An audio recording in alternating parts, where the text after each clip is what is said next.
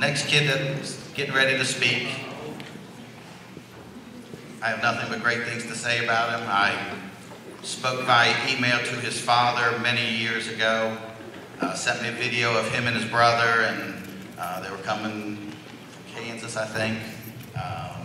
We had a good laugh about it. Tom and I have had lots of laughs along the way.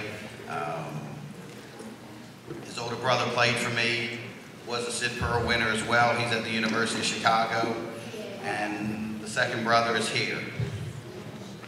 He was a Mustang in junior pee-wee, and junior midget years. He was a team captain every year with his teams finishing 3rd, 5th, and 5th in Florida. Jake was also named first team All-American Pop Warner Scholar. After his 7th grade Mustang season, he played in the U.S. Army 7th grade game in San Antonio, Texas. In 8th grade, Jake weighed too much to play for the Mustangs, but he went 35-1 that year, helping to lead Princess Anne Middle to its only city championship in its 45-year history.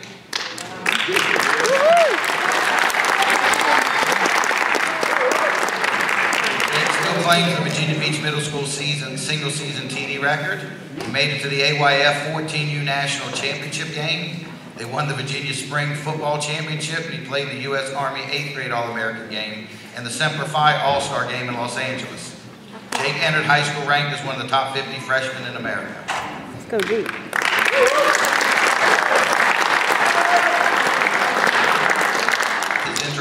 His intro paragraph is way too long, so we're cutting some of it short. Jake has a 4.3 GPA.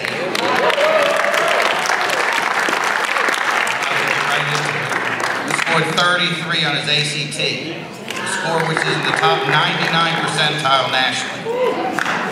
He's taken one of the most rigorous high school course loads possible. He's been a very active mentor at both Princess Anne Elementary and Betty F. Williams, and led several Operation Smile fundraising efforts. Jake has offers to play football at lots of places. United States Military Academy at West Point, Delaware, Davidson, William and Mary, the list goes on and on. He has selected the University of Chicago.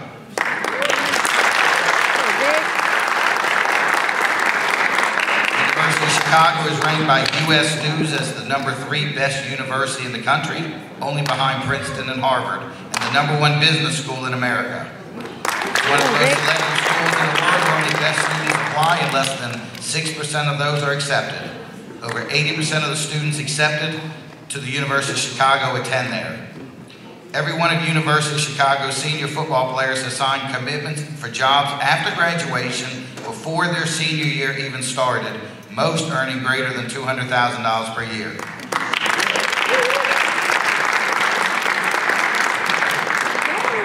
He won all sorts of football awards that we're kind of skipping over. He was a Sid Pearl winner in 2012 as well. Give it up for Jake Lowe.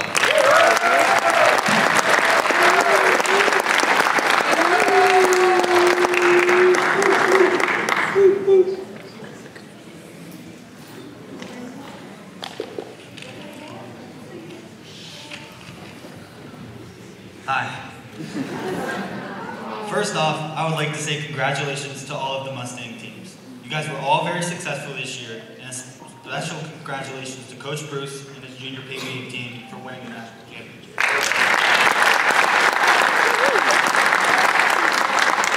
know it took a lot of hard work and a lot of time to accomplish what all you guys have accomplished. I was a Mustang for 3 years and made so many great memories with all of my teammates. And actually, most of my Mustang teammates are still my best friends today. Many of you guys have had dreams and aspirations of playing college football. And some of you guys would choose to do other things and play other sports. Well, since I was very young, I always understood that academics and football were the 2 most important things in my life. I have played around some of the best players in the country throughout my Mustang and high school careers. And I have also been around the best students in the Ocean Lakes Math and Science Academy and at Bishop's Old. I've come to realize that the mix between academics and sports is the perfect mix. Some of you guys will become great players, and doing the minimum in the classroom will be fine for you, because the reality is, most of the big Power 5 colleges don't care as long as you are meeting their minimum standards. I have known many kids who have done the minimum and been fine, but those players and those athletes are rare. You have to be special in order to be one of those guys. You may think that you are going to become one of those players, but what happens if you don't grow or become injured? What do you do now? Well, some of you guys may know my story. I started being recruited in 8th grade as a linebacker. I went to summer camps, colleges took me to meet their head coaches, and I started to get mail from colleges. The recruiting process took off for me. As you guys know, linebackers have to be big and they have to be tall. And as you can see, I did not grow to be 6'2", so I had to change my position to running back. I made the change and competed for playtime as a freshman at Ocean Lakes. I started to get offers from smaller Division I schools. I transferred to Bishop Sullivan, where I started to play an even bigger role in the offense. We played teams like IMG from Florida and St. Francis from Maryland, both of which were ranked in the top 10 high school football teams in the country. We were one pass and one fourth down conversion away from beating both. I had a phenomenal season and received an offer from Army. I thought that I would be one of those guys that would go to a big college and play football on a big time scholarship. I was at the height of my recruitment, and at that point, I thought I didn't need extremely high grades to get into the colleges I wanted to go to. However, I made a commitment to my academics and decided that I didn't just want to be a good student, I wanted to be a great student. This would one day prove to be a life-changing backup plan. Just after my sophomore season, I broke my ankle and needed surgery. This meant I would miss all of the important college camps during the summer, but that was okay. I still had my junior season to prove that I was the best. After countless days of hard work and rehab, I was ready for the season to start. I felt better than I had ever felt before. I was fit, strong, and ready for any challenge that was thrown at me. The first game of the season, we played American Heritage from Florida. They were the number 3 team in the country.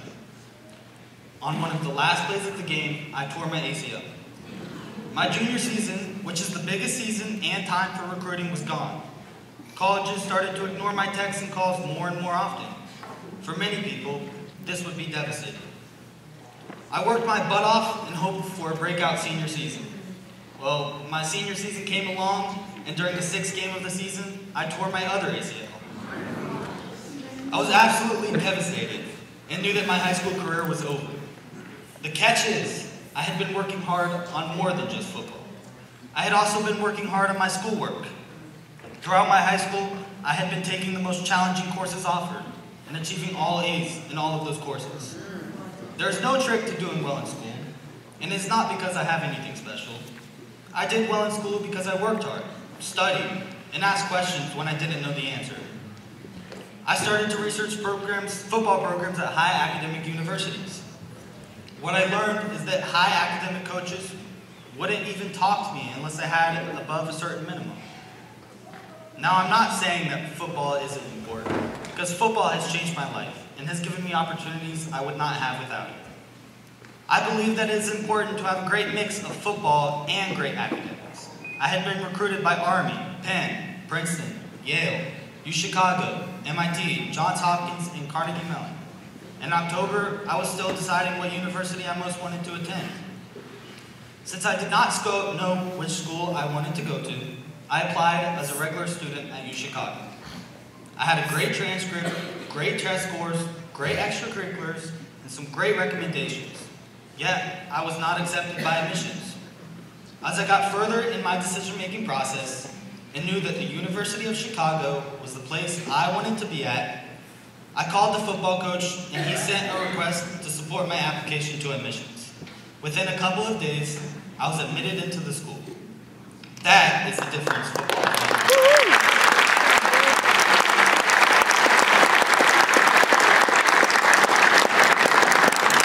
Since I had a great mix of education and football, I was able to go to a great college that I would not be able to get in without achieving in the classroom and on the football field. When I thought I was at one of my worst moments, I used my backup plan in order to be successful. In fact, 5 to 10 years down the road, I know that I will be better off going to UChicago than I would have been going to a Power 5 college. Now, don't shy away from high academic schools because of the price. The reality is, these colleges have a lot of money to give away, and most students don't pay anything to attend. When someone who thinks they're going to become one of those special guys on the football field and does just the minimum to get by, there is no backup plan when you don't grow, become injured, or in my case, get injured 3 times. This is why I stress the importance of academics. When something goes wrong that you may not be able to control, you need to have a plan instead of letting that moment define your whole life. Despite the challenges you may face, hard work in the classroom and on the football field, combined with a desire to succeed, are you guys' all you guys' ticket to a successful future. Thank you.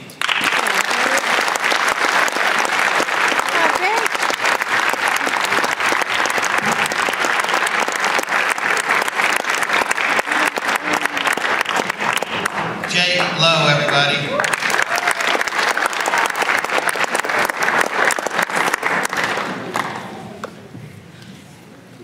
Remarkable guy.